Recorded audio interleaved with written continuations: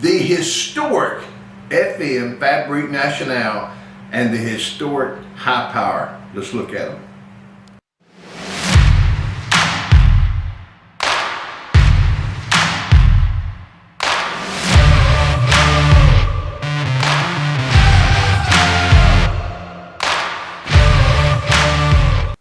Okay gang, welcome to the Hideout, and today we're going to talk about a high power, not a Browning high power, but it is a Fabrique Nationale high power. Before we start though, please click subscribe, click the little like button when you do, click the ringy dingy out there so you get your notification. We're all about having fun. Today we're going to look at the new Fabrique Nationale high power. Let's add this as we go. Back several months ago, I did a review on an original Fabrique Nationale Belgium-made high power. We'll put a link to that video down below. It's going to tell you a little bit about history about the gun itself. The original Browning high powers. Let's go on to something else. Let's start at the end of that video, per se, or kind of about somewhere in there. So, Fabrique Nationale was making Browning high powers, and then we quit, and then TISA, there's another 1911 video somewhere around about a TISA company, a company out of Turkey making some reproductions. They start making them. So there's some companies making reproductions on them, taking advantage of them, because these things are used all over the world. Muammar Gaddafi and Saddam Hussein, all the bad guys have them, as well as damn near every military in the world, except the United States. Anyway, we get down, and Springfield comes out the first year with the SA-35, what they called it, I believe, which was the original designation of the Browning high power P35. Why? 1935.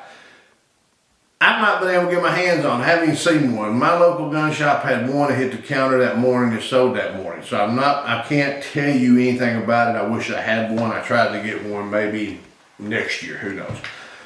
I happened to be there today when one of the Fabrique Nationale high powers hit it. They had one, guess what? They sold one that morning right there. So what we've got is the new Fabrique Nationale high power. Now you're probably going to get tongue-tied here, and I'm probably going to call it a Browning high power, but let's keep in mind this is not a Browning high power. This is a Fabrique Nationale high power made in the USA, not Belgium made.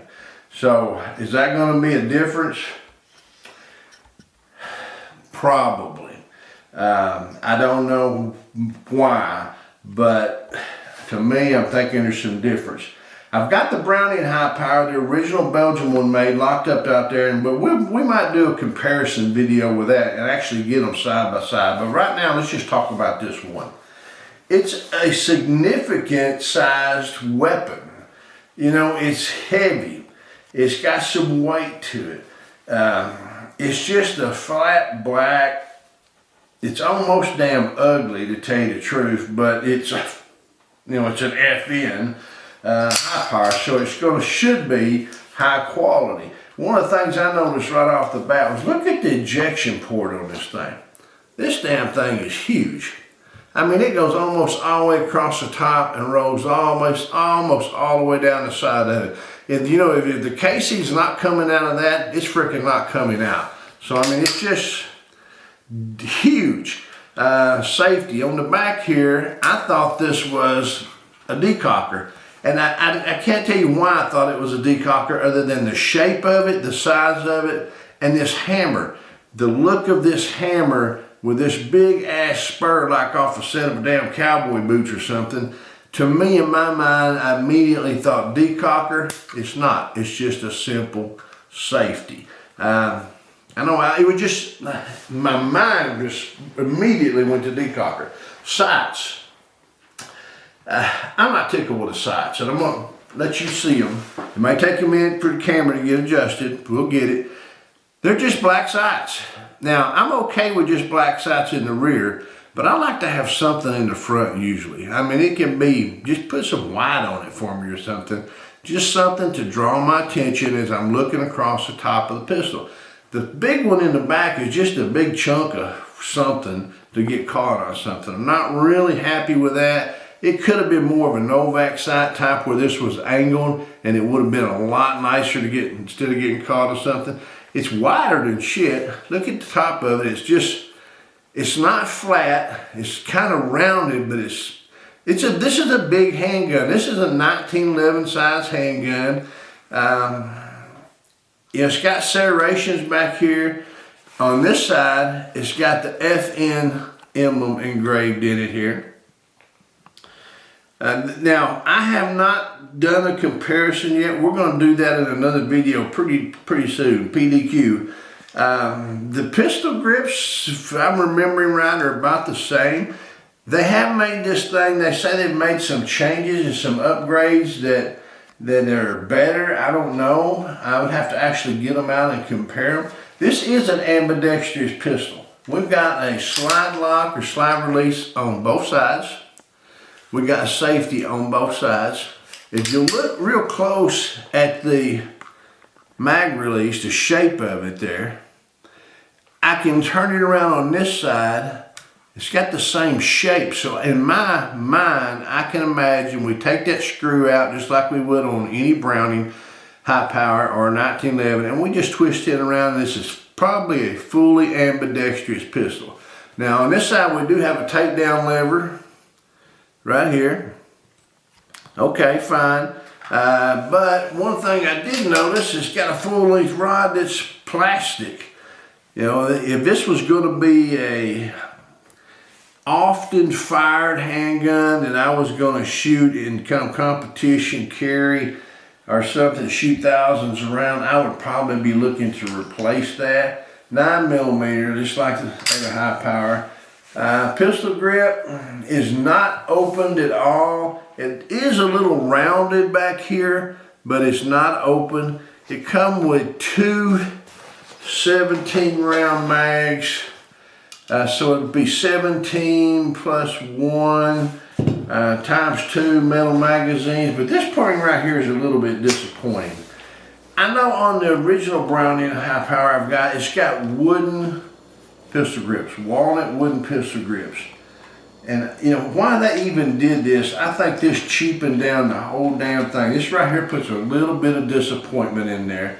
I'm trying to get the right one up there so you can see it. It's this one.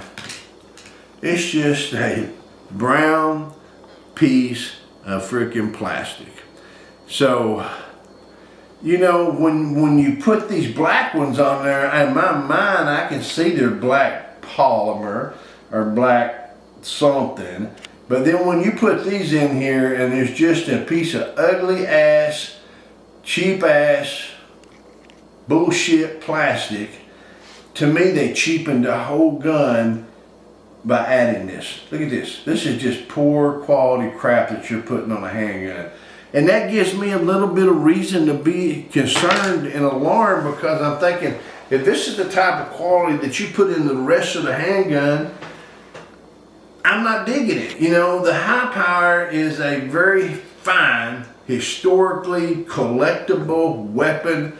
They were made in Europe, Canada, you know, they're copied, very, very fine handguns, and I don't know that we're going to have this here. I know the finish is something to be desired. Is it a high power? Yeah. Is it different? Yeah, there's some things different about it that I'm just not, I mean, it's just a little different somewhere. We'll get into that later. The safety on it is really big, which is good. It's really big. But even here, I want you to look here. Right here. Now I'm not trying to downgrade a pistol. I haven't shot it, so I'm just physically looking at it. There's a little bitty red dot. When I first seen that little red bitty dead dot, I took my fingernail and tried to scratch it off. I thought it was a damn piece of rust.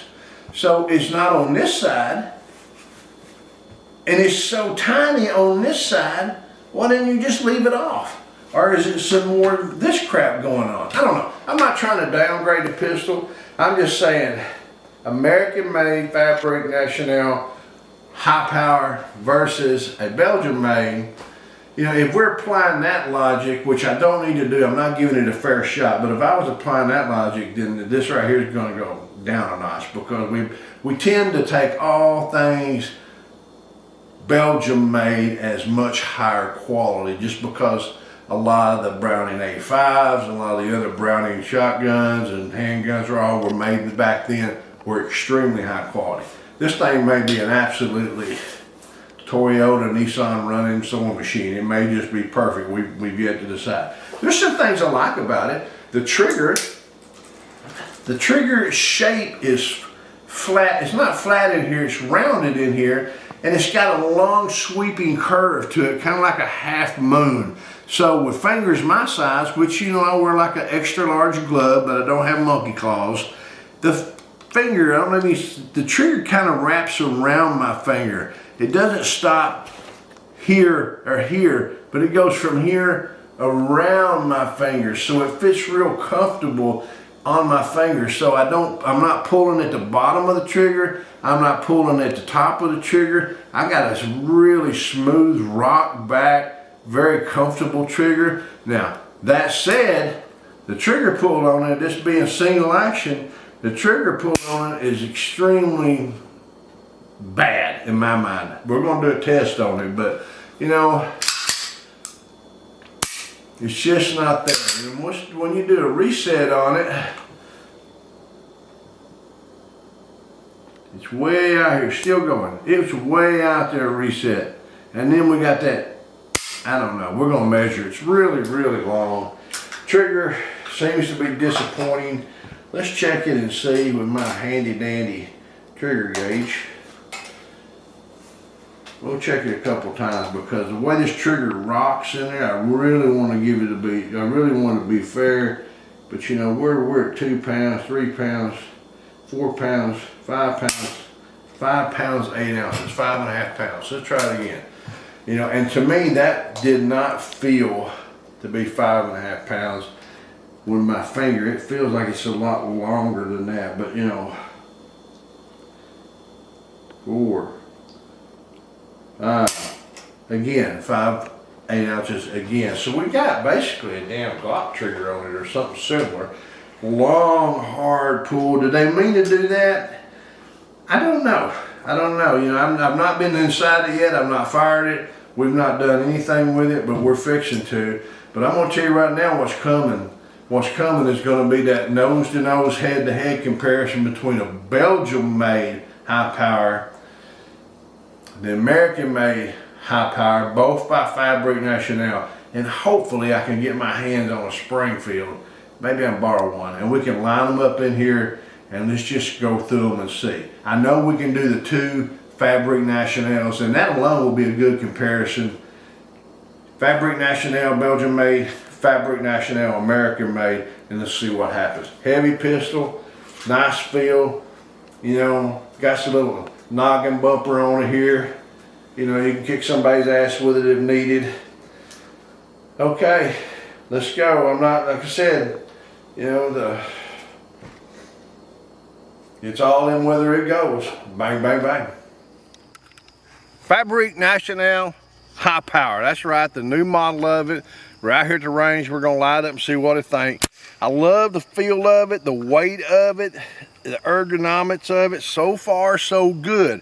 I'm really excited about it. The hammers are nice and big. I mean, the trigger, the way the trigger wraps around my finger, I really, it just feels good. It's smooth. Now, there's some people who's gonna want a textured one, and often I'll agree, but man, this just feels smooth. So let's lock it back. Put some hearing protection on. See what happens. Now, I do like the ambidextrous slide release. You got one this side, one this side. Like it. Safety. I love the safety. On, off. Even if I wanted to use my finger over here, I can do it. Nice, nice. Real like that. Let's see what we're doing. Here we go.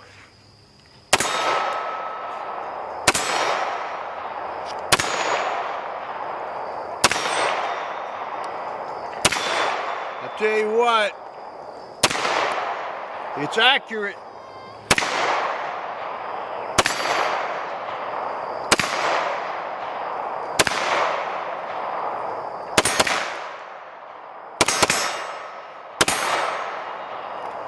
Now, I can tell you right now, it's an Accurate handgun. The sights, like I talked about inside, I'm just not digging that sight being black. The rear one I don't give a shit about. That one up there, I'd like to see it white. That's it so far. The trigger, you know, it pulls real heavy in there, but the way that thing fits around your finger is just smooth. It feels good. It's got a pin right here that you can't really see probably out here. It's almost dark. Well, this thing has got a nice rock to it. You're not pulling it back. It's got a rock. So when that finger just cradles down in there and rock back, it just feels really nice to shoot. Feels good in the hand. However, the reset on that trigger is just, I mean, look at this, guys. It's just still going, still going. We're way out there. I mean, it's like Mile High Denver or something. That reset has something to be desired. Right now, no more than I fired it. Feels good, looks good, got some weight, got some of that beat you in the ass shit if I have to. I'm freaking loving it. I'll tell you what though, got another magazine. Let's see what happens. Nice and slow. I really like the way this magazine release goes. I think it's a hit so far. Man, the controls, you know, not only does that safety work well, you can feel it. It's there. You know when it's on, you know when it's off. It's, you know, it's there. It's off, it's on. It really works good. I'm liking it, I'm digging it. Let's see.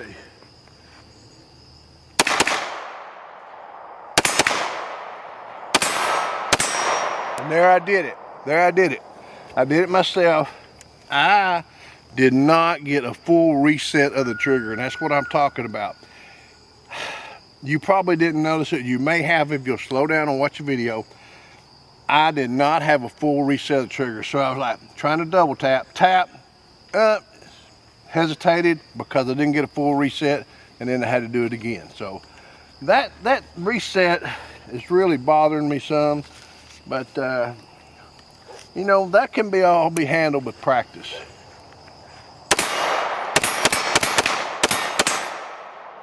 Man, that is one smooth shooting son of a gun right there, I promise you. 9mm. We are covered with freaking 9mm. But I'm going to tell you straight up, this is a 9mm that's worth having a 9mm. It's ergonomically almost perfect. It fits good. It's easily controlled. It's got the right barrel length on it. The trigger feels good except for that reset. You know, this is why the Browning High Power did so well for all those years. This is why it was copied by so many people. This is why so many countries around the world use the Browning High Power. This is Fabrique Nationale High Power. Man, it's worth every penny of it. If you can get one, damn sure add one to your collection. Until we get to shoot again, shoot safe and shoot straight.